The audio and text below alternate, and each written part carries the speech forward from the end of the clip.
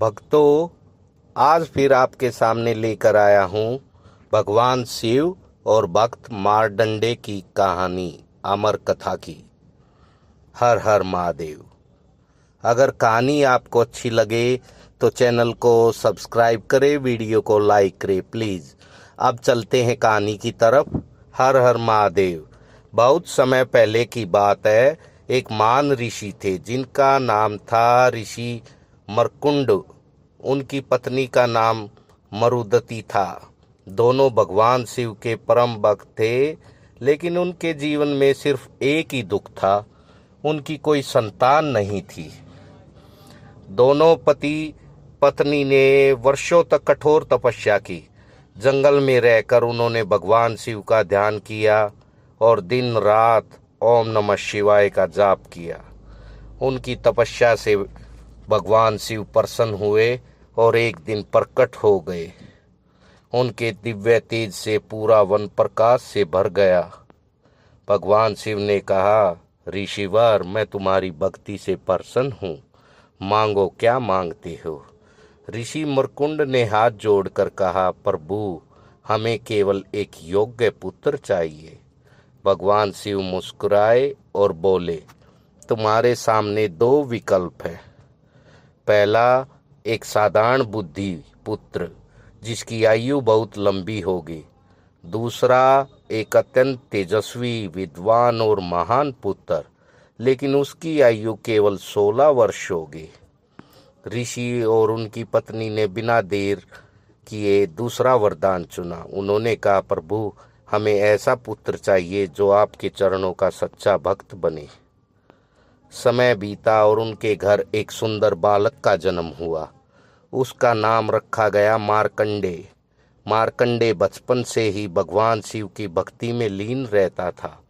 वह प्रतिदिन शिवलिंग पर जल चढ़ाता, बेल पत्र अर्पित करता और पूरे मन से महामृत्युंजय मंत्र का जाप करता था। उसकी भक्ति देखकर सभी ऋषि मुनि प्रसन्न होते थे। लेकिन जैसे जैसे समय बीतता गया, उसके माता पिता का मन उदास रहने लगा। उन्हें भगवान शिव का दिया हुआ वरदान याद था कि उनका पुत्र केवल 16 वर्ष तक ही जीवित रहेगा। जब मार्कंडे ने अपनी माता पिता की उदासी का कारण पूछा, तब उन्होंने उसे पूरी बात बता दी। यह सुनकर भी मार्कंडे तनिक भी विचलित नहीं हुआ। उसने मुस्कुरा कर कहा, जिसके सर पर महादेव का हाथ हो, उसे किसी बात का भय नहीं। 16 वर्ष का अंतिम दिन आ पहुंचा। उस दिन मार्कंडे शिवलिंग से लिपटकर पूरी श्रद्धा से भगवान शिव का ध्यान करने लगा और लगातार ओम त्र्यं यजामहे मंत्र का जाप कर रहा था।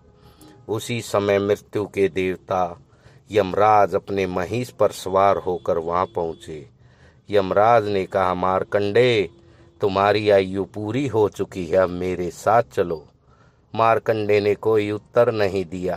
वह और भी दृढ़ता से शिवलिंग से लिपट गया और महादेव का नाम जपता रहा।